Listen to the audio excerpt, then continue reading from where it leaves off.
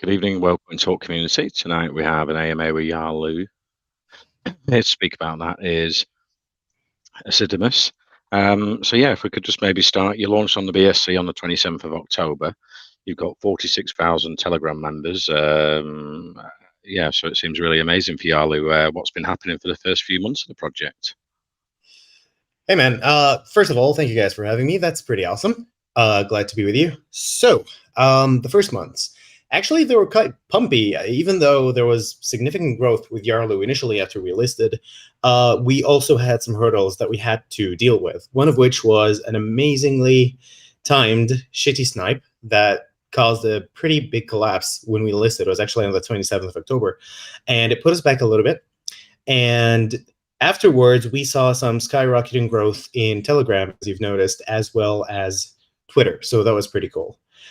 In regards to production and so on, I think it was 2 weeks. 2 weeks after we listed, we immediately followed up with the first utility introduction, which was our staking options through our own in-house wallet and also Web3 injection for those who don't want to use a wallet, called Yarloo's Coffers. That could, provide some really cool utilities or, staking APY rates for people who would be interested in staking or having their tokens work for them. And after that, it was basically just focusing on preparing for what's coming next. And the base milestone after that was our first centralized exchange listing, which is Bitmart. We listed there, I believe, on the 22nd or 21st of December, which was an amazing milestone for us because listing on a centralized exchange so quickly after, listing on decentralized ones is a pretty cool feat. And we're glad to have finally done it. So that was an awesome step for us. In terms of development, though, I'm really excited because okay, never mind. Got a weird notification. I'm saying that January, from my point of view, or today in particular, is actually a really, really exciting day because we've launched our first flagship product, which is Chests of Fortune. Now, it's a huge milestone. It's a huge leap for us because using Chests of Fortune is going to be the first cornerstone step towards our huge ecosystem of utilities that work together for the sake of our video game.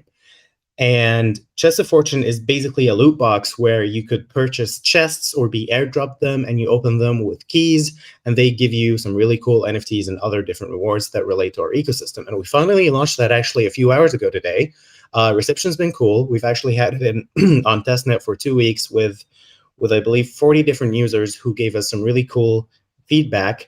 And yeah, exciting times ahead. Yeah, so how does that work, the Chest of Fortune?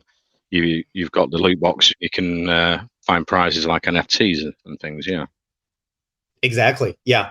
Basically, the goal is, I really hope that people actually utilize it that way, is obviously you will need trading cards in order to play our flagship game, which is called Metacurse. And to play that, well, the playable cards are actually NFTs, and you want to get those in order to be able to play the game and participate there. So we're preparing, before the launch of the game itself, multiple different ways for people to acquire and obtain the cards, one of which is obviously initial NFT offerings. That's a no-brainer. But then we also want to give them a cool way to get cheaper cards or many more cards that prepare them to have enough cards, which is the minimum is 40, to be able to play. And yeah, the core focus, and we even launched it the first time without having the other different rewards. Like normally you can win tokens, you can win keys, chests, multiple different stuff, but we've removed these intentionally first for now, for the first release, because we want to make sure that they stack on some NFTs. People are going to need to hold on to their NFTs because they will be critical, absolutely critical, if you want to participate in our trading card game. You've got the Yarloo's offers as well, like that's store and stake YARL tokens, and you're going to be able to win NFTs there as well. How will that work for investors, the staking and the winning of the NFTs? I'm sorry, I didn't catch that one. You've got the Yarloo's coffers, also store and stake YARL tokens and win NFTs. How will that work for investors, the staking and winning NFTs there? So from the investor's perspective, there are multiple elements for profitability. And I would say that in terms of staking, it's a little bit obvious where you put like some tokens and obviously you receive more because of what you did.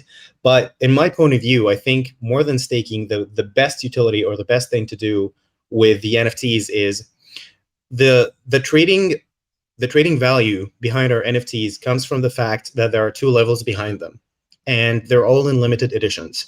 So what that means is there are two levels for our cards. The first is 1.0, and the second is 2.0.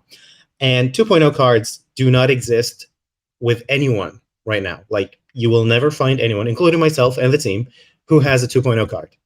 And the only way to acquire them, you can't even buy them. So this is the cool part is, if you're a whale, it doesn't matter how much money you have, you cannot buy a 2.0 card. The only way to acquire it is if you were to have 5 cards of the same name, of the same type, and the same everything that is 1.0, and then you fuse that, aka burn them, and then receive instead of it the 2.0 version, which is basically a much more valuable version. And obviously, for those who would like to put it on sale or sell it, it makes them a lot of profit if they manage to do that. Or if they would like to actually use it in game, it gives them some really extra perks, such as an enhanced passive that makes the card in general much more powerful when it comes to a gameplay perspective. Burning the version 1, and then that creates the version 2 NFT. What's the price of the NFTs? How many are in the series that you're producing as well? So typically, whenever we launch a card pack, we would have 20 cards. Now, 10 would be level 1, and another 10 would be level 2, because obviously, for every card that exists, there are 2 versions. So our packs typically consist of 10, and we have 60 cards in total that have been prepared, but we only launched with 10 for the time being, and obviously the other 10 that are level 2.0, which will be available as soon as someone starts fusing. And in terms of the pricing, there is no specific price for the cards at the moment. It's basically based on packs. So, for example, in our first INO, we had booster packs starting from $50 to a maximum of $150. And if you want to buy NFTs or receive NFTs from Chest of Fortune, you're going to actually have to buy the chest and the key, and then hope that you get something out of that is, equivalent to something you consider valuable. Obviously, no matter what you do, you will always receive something in return. But right now, there is no actual specific pricing for the NFTs. It's going to be an open market. So the people who would determine the price of the NFTs will actually be the users who hold them.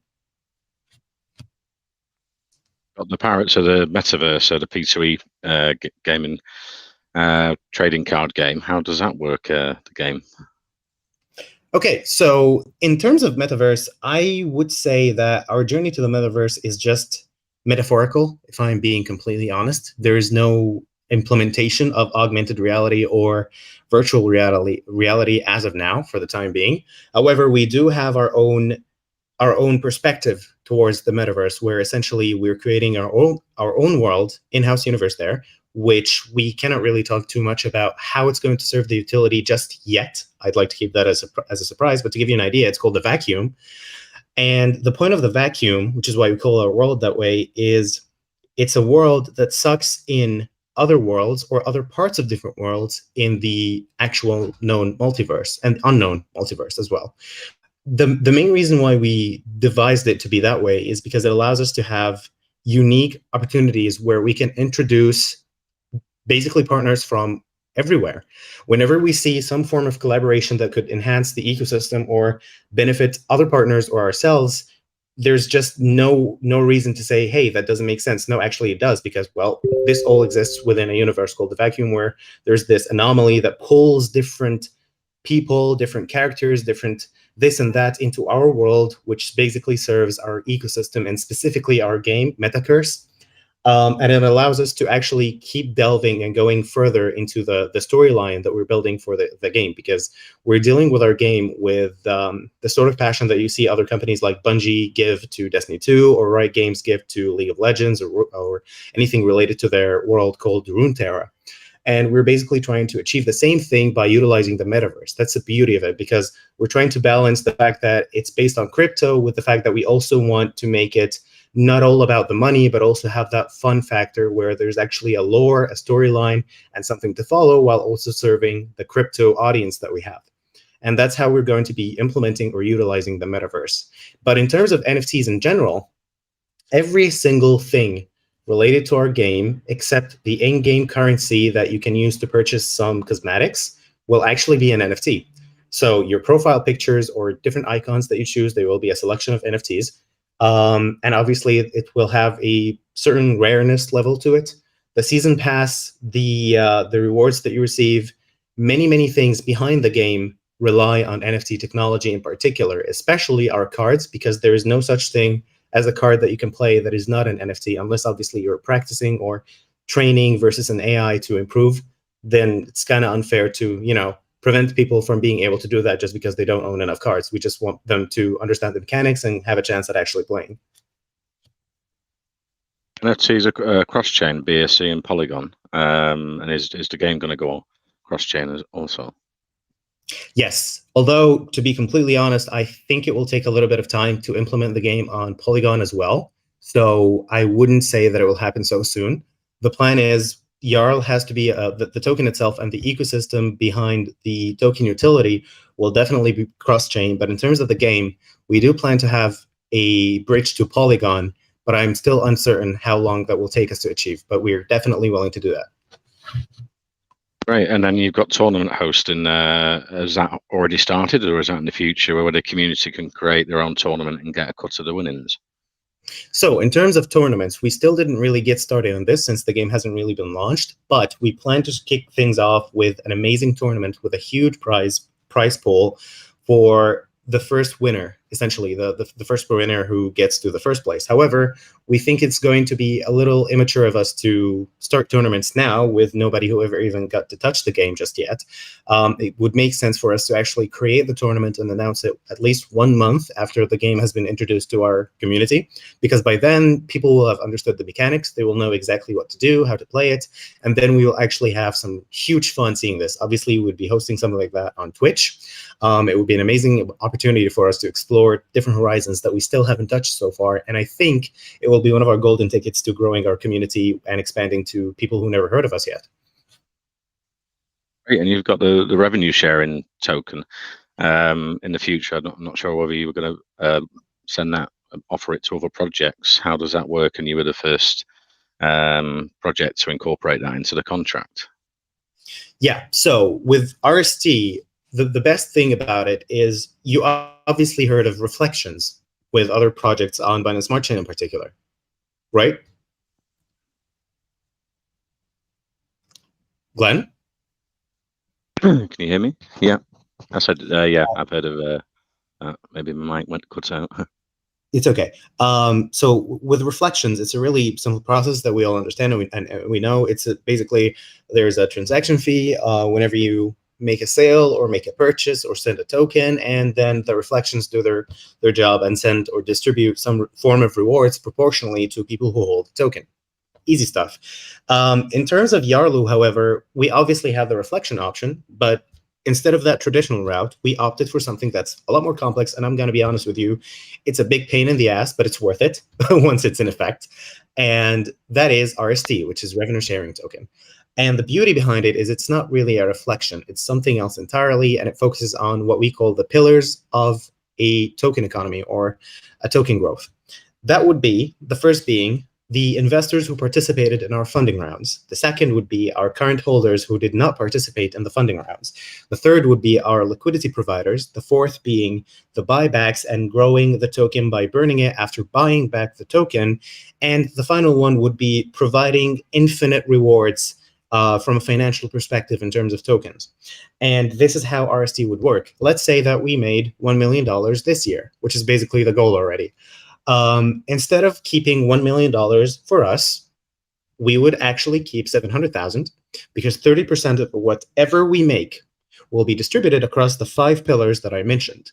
That would mean it will be proportionally divided between our investors for 12 months and then our holders. And by the way, after 12 months, the investor part will be removed and converted into holders, which means 15% of our total net revenue will be going exclusively to our holders, and it will be a proportional distribution based on how much you hold and how much you've and how long you've held it. That's actually a factor as well, because we want to make sure that diamond hands are being rewarded. But someone could be like so smart and be like, "Hey, what if I bought so much right now, right before the distribution day? I get the money and I dump everything on them just the next day." Well, we actually will have a method to prevent that. And then we would also be buying back. By the way, we've already bought back like $50,000 worth of Yarl, which amounted to 90,000 tokens, and we burned that. So we've already burned 0.3%. No, I'm sorry. Yeah, 0.3% of all our token supply so far. And yeah, that's basically how RST would function. As of now, it really hasn't been so functional yet because there isn't that much revenue, if I'm being honest. We are still kicking things like our biggest pillar for revenue has just launched today. So we're quite optimistic that RST will finally start kicking action and start actually making a difference. The reason why we introduced RST in the first place is because we believe that the only way for a community or a token to survive or, be strong or resist any Bitcoin crashes is if the community is just as strong or a huge believer in the token itself or the project. And we thought to ourselves, well, if we ever hope to reach at least 5% or 10% of what Axie Infinity is or Splinterlands is, we will have to be giving back as much as we can to our community. And that's where the whole idea behind RST was born. And how does the tokenomics work for investors, the buys and sells? And the Yarloo's coffers staking, is that like unlocked, locked? You're talking about the tokenomics in general or something specific about the investors? I'm sorry, I did not catch the... Yeah, the buys and sells. And then on the Yarloo's coffers, store and stake, how that works, is it locked or unlocked staking? Right. So in terms of staking, it's actually a lock, or there's no lock whatsoever. It's essentially if you stake, you can remove it whenever you please. We're not going to be offering any limitations whatsoever to our users, but there will be a early maturity reward, and you will have to reach a certain percentage of the duration. Has to be half. So you have to reach half the amount of time that you wanted to stake to be eligible for early maturity rewards. And if you were to remove your tokens before that, you actually get 0 rewards. We don't want to bother our users with, hey, if you're going to stake, it's going to be permanently locked and you can't really remove it until the maturity is over with. I think that's a little restricting, and that's the last thing we want to do.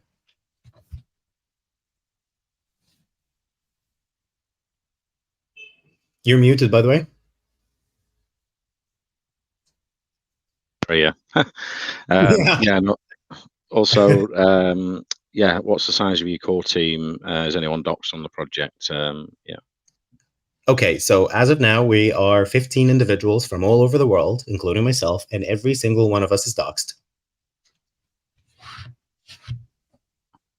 And the NFT, sure, you're planning an NFT marketplace. What's planned there in the future? Yeah, I'm actually really excited about NFT Shore because there is a possibility that we actually rebrand it and just call it Yarloo's Marketplace, because the term NFT Shore will probably become the name behind our decentralized app, which holds every single utility tool that we have. That includes our own decentralized exchange, that includes our liquidity farm, that includes chests of fortune, our own staking on coffers, everything. And that would be called NFT Shore because essentially that one stop for everything related to Yarloo's ecosystem, which is heavily, based on NFT technology. Still haven't decided if we were going to do that whole rebrand aspect in terms of the name, but the actual marketplace itself is a really exciting concept for me because it's also a little tricky, because we thought to ourselves, okay, we need to make a marketplace, but at the same time, we have a huge ecosystem and it needs to serve everything that we develop without having too much work to be done, because when it comes to maintenance, that's a big pain in the ass. So the best way to achieve or approach this has been the marketplace has to be responsive with an API that could display the same inventory on any of our tools that actually support a marketplace. So for instance, you have the marketplace, you listed a card there, and you're now playing Metacurse. Okay, let's say you're someone else, you're playing Metacurse, and you opened the marketplace in Metacurse itself inside the game, and you wanted to see what's being listed there, and you just want to use it immediately in the game. You don't want to close the game, go to our marketplace on the browser, do that, and then open it again. That sucks. Instead, through an API integration, we would be able to display the same inventory on the marketplace itself and display it into the game. That way, it's basically a seamless experience that we can also incorporate into any product that we deliver or produce in general that would actually require the marketplace. So that's really exciting. And I believe that we will finally start seeing some aspect of how that will work either by the end of this month or in February. Obviously, I'm not a big fan of giving timelines or deadlines, because usually when it comes to development sprees, there's always a roadblock that will show up that you never anticipate. So we try our best not to specify a date unless we've tested and actually finished something that we could, consider finished. So yeah. Yeah, going back to the chest of fortune, the loot boxes, what's the cost? Is it paid in Yarloo token or BNB, and where do the profits go from that? Okay, so in terms of costs, a key would cost you 10 Yarl. And by the way, everything costs in native tokens. So essentially, it's all in Yarl. A key would cost you 10 Yarl. A chest would cost you 50. And you can buy a discounted bundle, which is basically a combination of a chest and a key together, so that you can, use it immediately for a discounted price of 55 Yarl instead of 60, which you would have paid if you bought a key and a chest. These are their prices. And I do apologize. There was another question that you followed up with that. What was it? Your loot boxes are the cost. Yeah, we've gone over that. And what was I saying? So you're not paying in BNB, you're paying in the Yarl. And whereabouts are the profits going from the loot boxes? That was the other one, yeah. Yes. So the profits, actually, if anyone would track them from the contract address, they will find it being routed to the deployer address. And we are basically going to be utilizing these for our own revenue and RST, obviously, and maybe a little bit of buyback and burn, or just general burns. That would be also good for the ecosystem, but we still haven't determined how that will be done in particular. We do plan to implement BNB, by the way, and different tokens as well. And not to mention that Chest of Fortune is an amazing opportunity for different projects that can actually use it. Like we can create certain bundles and chests and keys for our partners that are based on their themes, and there would be a subsection for their community members that would like to use the same loot box system that we have, but for a different project, which also would benefit us greatly from a financial perspective and also a marketing perspective, since we would be growing our community and being involved with different projects at the same time. The only reason why we started with our native token only in the beginning is because it's super obvious that we just want to make sure that people rely on Yarl just a lot more often. And even if and when we do introduce something like BNB, Binance USD, or any other form of token, we will be making sure that Yarl would always be the better option, because one, we want to make sure that people opt for it more, but at the same time not restrict them and also have different opportunities for them to pursue or different tokens that they would prefer. And in the future, you're looking to do Yarloo's battleships. Is that you moving into the metaverse? How does that game work? How will investors play inside that game? Battleships is a really exciting concept, but we're probably going to be pushing it a little far ahead this year, because we want to make sure that we deliver an exceptional experience with Metaverse first. And we don't want to squeeze ourselves with deadlines which result in failed products that make people disappointed and cause major market crashes. We don't want that. So what's going to happen with battleships is we're going to be pushing it back a little bit. Our roadmap is being updated, by the way, so I do apologize if the version that you've seen is actually the dated one. But in regards to battleships, it's an amazing concept because it is based on the fact or the foundation where your ships or your fleet actually represents your wallet.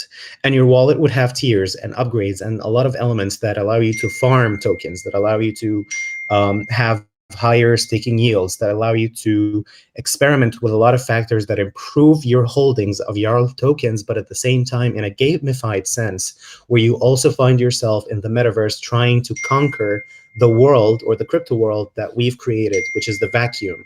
So in the vacuum, we will be implementing a certain area, a naval area full of islands, and basically you will be able to own an island. So it will be like NFT lands. That's where the metaverse part comes in. And you actually own that land, but at the same time, that land is prone to being attacked, is prone to being under siege by other players who would like to lay claim to it. There would be a hierarchy where, depending on your status in the world that you've devised and created with your ships, you will be able to compete and fight others, hoping to become the actual king of the cryptocurrencies.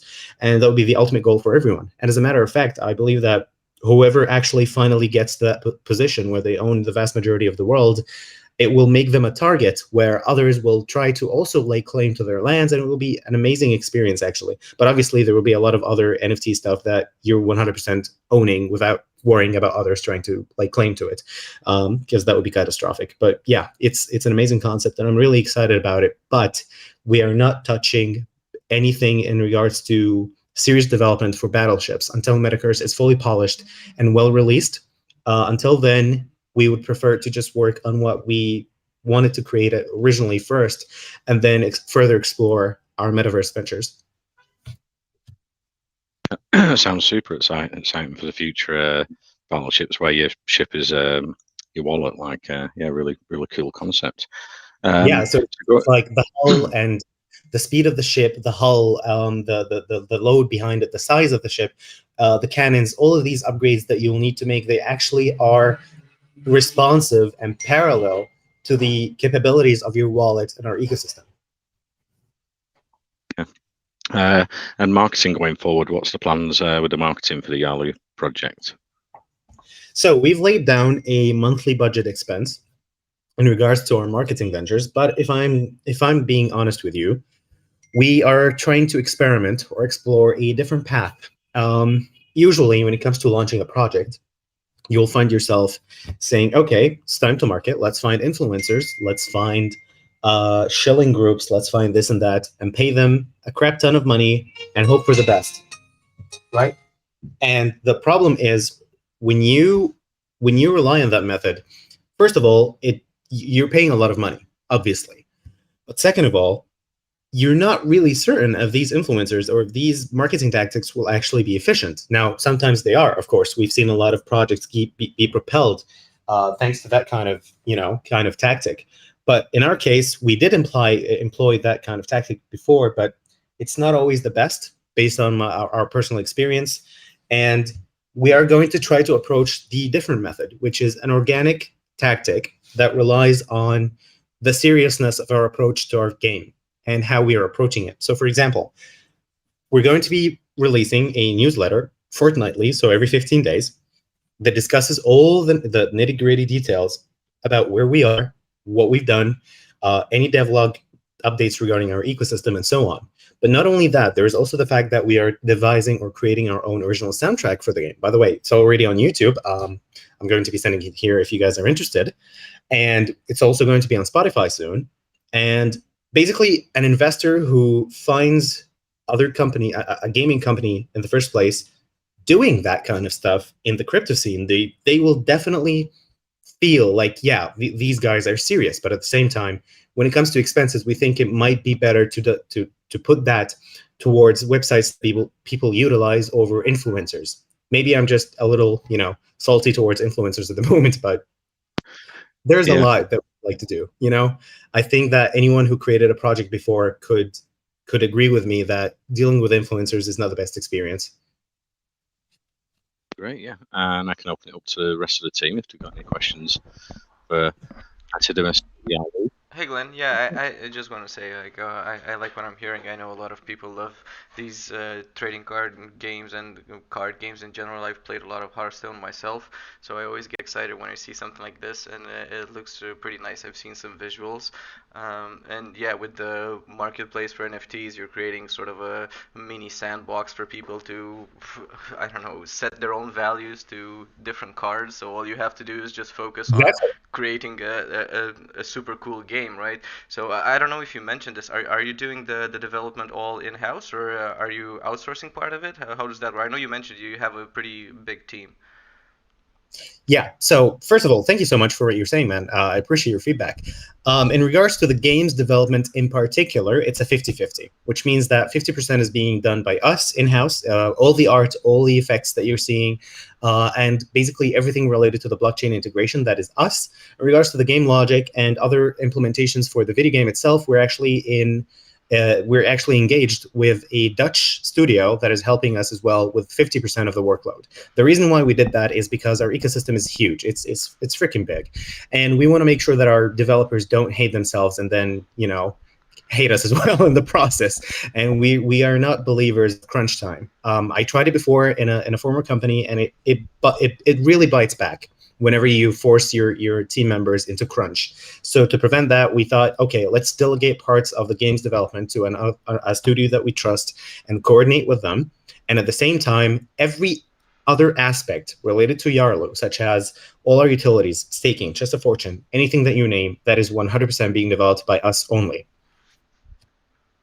Yeah, that sounds like a very sensible way of going about it, because you don't want to be focusing on building creative game mechanics and all that when you have everything else on top of your head. So yeah, I know that can be very good. And I was wondering about the game and everything. Like, another thing that I liked is that you mentioned, like, people that want to get involved by the NFTs and participate, they have to use your native token. And a lot of people, I don't know, take this very lightly, but it's not, because if you want somebody to engage with your ecosystem, they have to feed back into the token. They have to use the token. So what I'm wondering is like, are you planning on having some sort of I don't know, syncs in the game where people would get I don't know, boosts or something special in exchange for taking some tokens out of the circulation, or anything like that? Yes, you'll actually be able to purchase XP boosters. You'll be able to buy cosmetics such as changing the board. Like, by the way, this month, okay, and this is just for you guys, since it's been a while since I actually made an AMA and you guys are awesome. We are going to be teasing some first looks on how Curse will actually look. And in regards to that, you can actually change your board. So that's a cosmetic change. You can buy XP booster packs if you'd like to level up quickly, or get more rewards for free, because there's a season pass. And in a season pass, there are 100 ranks. So whenever you rank up with the season pass, you will be eligible for a reward that is for every level that you go up with. So that's a big incentive for people to buy XP boosters, because it makes them, hey, I want to get all my rewards soon. But the catch is, all of that is in Jarl. So we're 100% going to be, giving people all the incentives they need to rely on Jarl. And while doing that, we're also obviously allowing other forms of payment, because that supports our own income as well, which is essential to growing. But it also makes a nice balance where, yeah, sure, we're receiving some BNB. That's awesome. But at the same time, people have higher discounts if they use the native token, which makes them want to use it more. So it's a win-win for both of us. But you actually gave me a pretty cool idea, which is, we can create a program where you can take your tokens and send it not to us. It's an infinite burn. It's like 100% out of circulation. There's no way to actually get to that. And it gives you some really neat achievements, or something that's only unique to people who participate into that program. Yeah, it sounds super cool. Like, one thing I've noticed is, like, a lot of these games and everything, they try to stay away from the gotcha mentality, where they actually allow people to, I don't know, progress just a little bit faster than your neighbor or your brother or whoever else you're playing with, in exchange for a small fee. But if you look at the App Store, wherever, like the top grossing games, they all have gotcha mechanics implemented. So it seems like you guys are taking a very good route towards this. So yeah, I'm liking it. Thank you. Thanks, man. Hope to see you in our group. And yeah, we've got investors' questions coming in. Ash, you had a question for Yarloo team. Hey, can you hear me okay? Yep. I'm pretty sure I won't be able to hear you so well, but let's see. Let me adjust my mic. Thank you. Better? Yes, way better, actually. Let me turn down my volume a little bit. Thank you. So I heard you say you guys have 15 members on the team. How are you guys funding your initial project, and how is the team getting paid? Okay, so obviously you're definitely concerned about payments in native tokens, because it would have a sell pressure. And I'd like to comfort you, because all these payments and salaries are actually being paid from the amount of funds that we raised. We raised $2 million, and as in stable coins, and that is how we're funding them. That's how we're paying for these salaries. And we've devised a budget where we will be supported for 2 years, meaning that if shit hits the fan or something wrong happens, we will still be able to keep developing and working on the project to fix anything that could go wrong or could go sideways, and it will support us for at least a minimum of 2 years. And that's how we're doing it right now. That sounds great. Do you guys have like public books available to look at where investors could see that? Well, you can definitely look by public books. You're talking about the financial records, or Yeah, like what how you guys are spending the money. oh no, that's no. I wouldn't mind. Like for me, that's honestly okay in my case. But if I'll be honest with you, not everyone is mature in this industry when it comes to crypto. You'll always find weird kids and fudders, and if we did that, everything that we spend, and I assure you, every single dollar, we will receive DMs from everywhere in the globe saying, "Hey, where are you sending that money? Where are you sending that much?" And yeah, it's honestly, it is not worth the headache, in my opinion. I can definitely appreciate that perspective. I guess I was looking for more of like an overall, broad Yeah, thing. Like, definitely. I mean, we spent this much on marketing, we spent this much on salaries, like stuff like that. yeah, that's And so you definitely something that I can respect, and I am actually pro that. Like, I'm a proponent of this approach. But whenever I tried the right way, or the way that was 100% transparent, sometimes there will be a backlash that is uncalled for, such as weird questions that make absolutely no sense, or a confrontation or interrogation over something that makes total sense. And we just decided, you know what, if it's something that really doesn't bother anyone, let's not be, revealing such information if it's not relevant.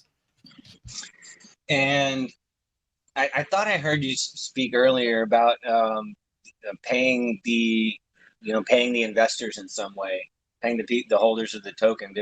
Can you elaborate on that, or did I hear that? Yeah, you did. That was actually part of our RST system, which is essentially similar to Reflections, but a lot more elaborate. And basically, 30% of all the money that we make, let's say we made $100,000 or something, so $30,000 of that is being proportionally distributed across 5 pillars. That would be our investors, that would be our holders, that would be buybacks, liquidity providers, and our reward pools, such as Chest of Fortune or anything else that we create in an ecosystem that gives rewards. It's going to allow us to sustain an interested community and also give a proper resistance zone for our, token in the event of a market crash, a global market crash like the one that we experienced a few weeks ago. And that's how RST would work. Now, it's not really an actual effect right now because at the end of the day, it's an extremely complex process, and it also needs us to start making a lot of money, like some money, for it to actually be felt. But the first approach that we did in regards to RST was we've put $50,000 into buybacks and burned 90K Yarl tokens out of that. It actually pumped us by like 70% or something. Okay, and Okay. people make so the way you're making revenue is with the game, and people will use stable coins to buy the token, or they'll use BNB.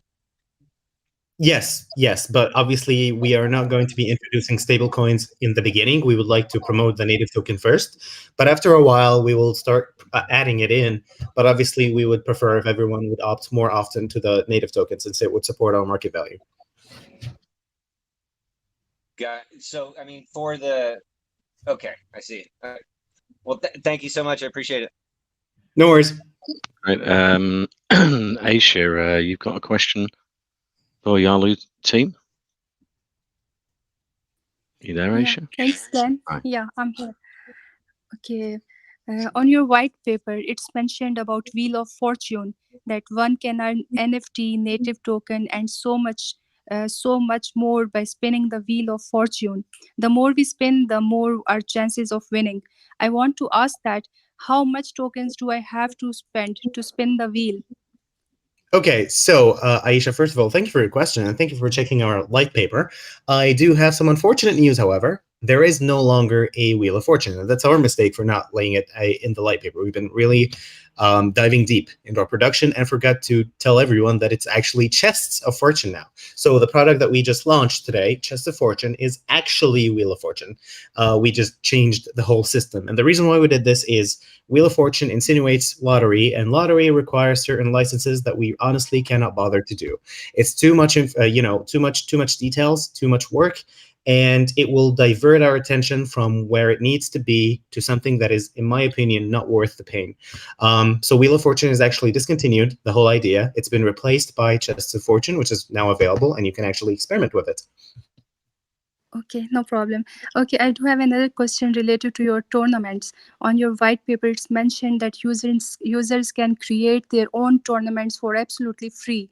I want to know that who will set the prizes for the winners in the tournament? So when it comes to a tournament, you can be the sponsor. And what that means is you can sponsor the prizes, and you would be receiving a lot of other incentives that we will actually be providing. The problem is when it comes to tournaments, however, we will not be able to fully disclose the entire plan behind it just yet because, one, the game hasn't really launched yet, and I don't want to say something that we will change in the future and people call us back onto it.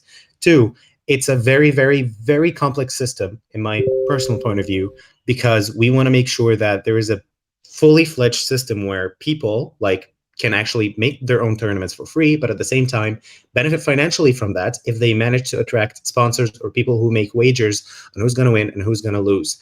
The whole aspect behind the tournament system will actually need a huge Medium document that goes really deep into it, but we will be launching it or releasing it right after we launch Metacurse to get everyone ready and up to speed for it. However, you should not expect tournaments to be in effect until at least 1 month would pass after Metacurse has launched. We can't really afford to start any tournaments for people who didn't really get to work or play the game actually just yet. And we want to make sure that people are ready enough to play and have enough experience, as well as have reliable statistics that show us that, yes, there are people with high win rates and actually a high MMR, which is the matchmaking ranking that determines whether or not they're skilled enough, and that we have skilled enough players that are good enough for the tournaments. Okay, that would be really amazing. And thank you. Thank you for answering my question. No worries. Thank you for your question. Okay, great. We've got a question from Aksaj. You had a question for the Yarloo team? Yeah, sir, my question was, can you tell me what's the main targeted user base of Yarloo? Is it businesses, corporates, developer, etc.? Also, which all services will be provided by Yarloo to them? I'm really sorry, Akshaj. Can you please repeat your questions? Yes, sir. Can you tell me what's the main targeted user base of Yarloo? Is it businesses, corporates, developers, etc.? So you're talking about our target audience?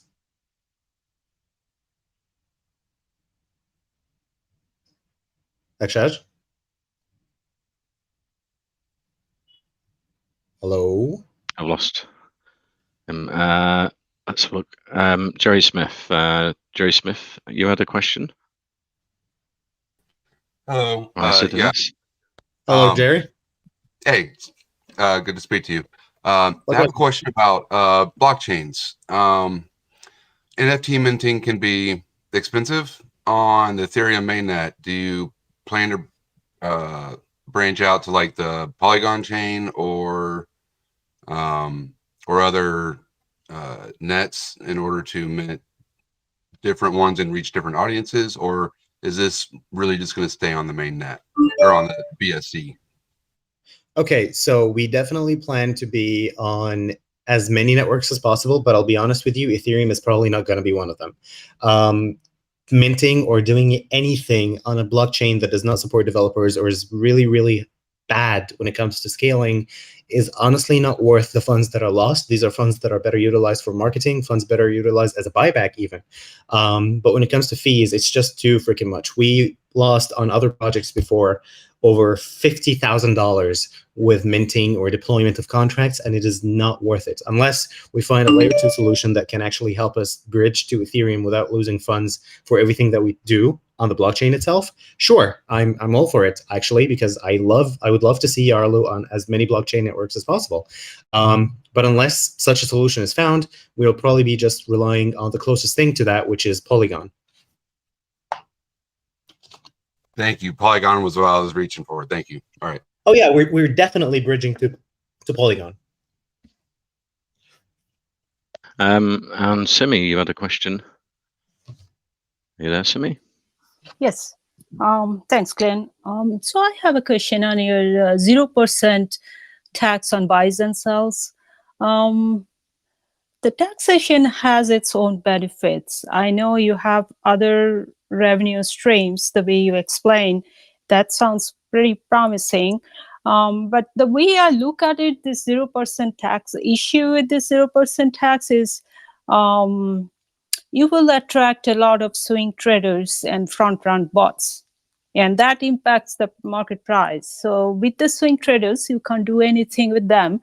But with the bots, do you have any anti-bot feature in your contract to counter the bots off to ensure that investor funds are secured and protected from market manipulation?